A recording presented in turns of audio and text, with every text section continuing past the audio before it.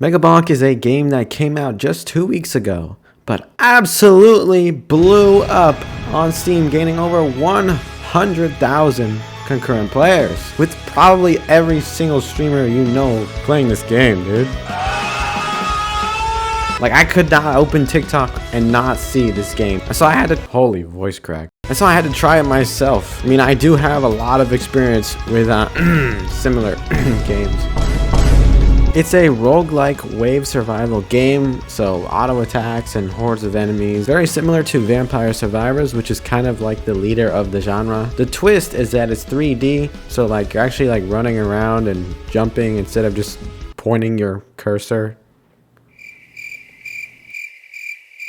I don't know, I like Vampire Survivors, but it was always kind of a snooze fest. So the game is fun. It's got a lot of characters, a lot of items, and a lot of quests. So there is like a solid amount of content. So in this video, I'm going to kind of be talking about like if it's worth all of the hype that I'm seeing, because this game is like the next Lethal Company, it's the next Repo, it's the next Helldivers. This is one of those games that explodes overnight and everybody talks about it. But will it die after a month like all the other Pal World likes have? Well, let me say the first few hours of the game is an absolute blast. The 3D movement is just fun, even though it feels kind of slow. I'll talk about that later. It's also like the game is kind of ridiculous. I think that's its main selling point, is that everything is funny and ridiculous. There are a ridiculous amount of enemies, there are like silly items, and there's like memes and stuff, like there's references, like there's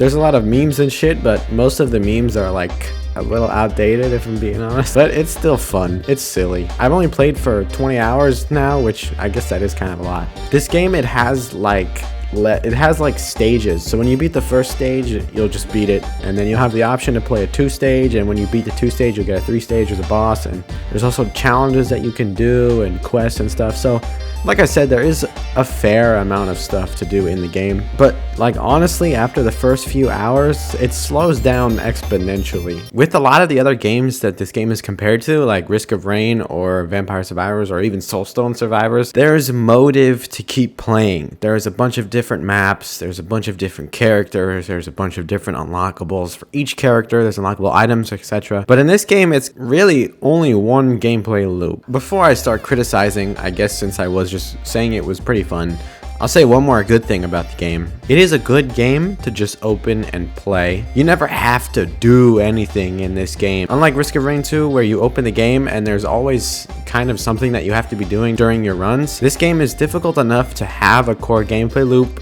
but is simple enough to just play. But since you could probably tell by what I just said, the direction of this video is going to be really more towards the cons of this game, because I did notice there are a good amount of cons. There's only really a select pool of people that this game will really apply to long term. And in my opinion, most of the streamers that are obsessed with this game are not going to be in like a week, 2 weeks, maybe a month. So let me get into why that is. One pretty large issue with this game is a lot of the concepts are just straight rips from Risk of Rain 2. Like, a lot of the items in this game do the exact same thing as another item in Risk of Rain, and there are not many unique items to this game. For the simple ones, we have Borgar, which is just monster teeth. We have Medkit, which is just the medkit. Turbo Socks is just goat hoof.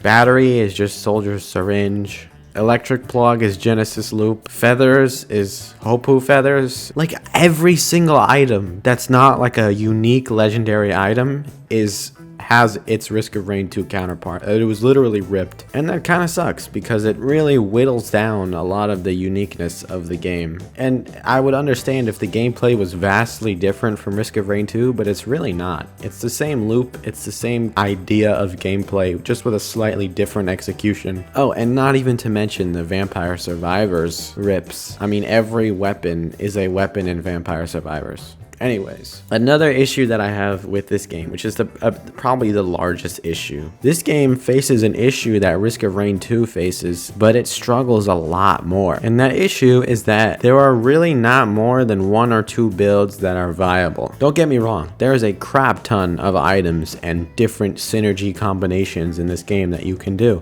And if you hop in on the easiest difficulty on the strongest character, you can pick up whatever you want. But if you're not on the easiest difficulty and the strongest character, there there are really only a few items that you should be picking up. As for weapons, there are really only a few weapons that work on a character, let alone a few weapons that are even good. And don't even get me started on items. There are really only 3 to 4 items in each item rarity category that are usable.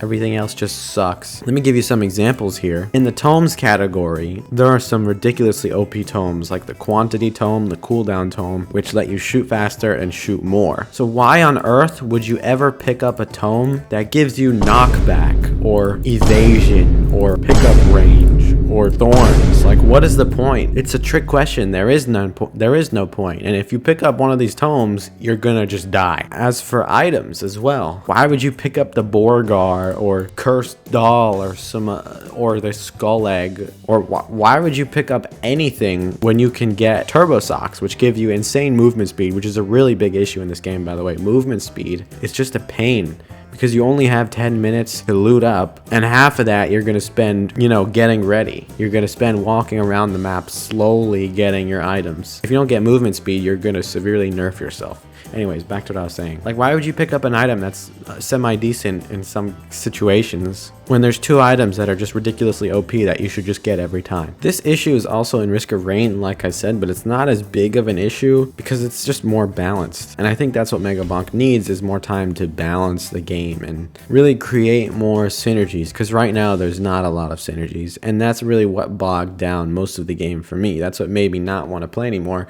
because I'm like, okay, I'm just doing the same thing over and over.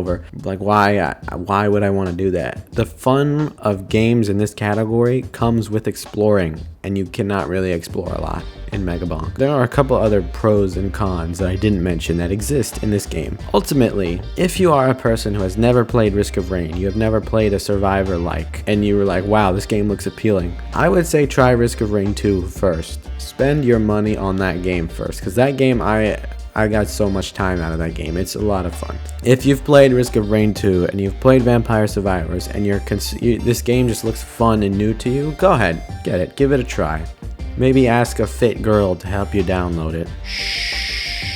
It's not a banger. It's not this huge industry shifting game. It's not even that great of a game at all. But I mean, I guess if you just want something new to open and play, then I guess you can try this game. Play if you want something new in the roguelike survival space.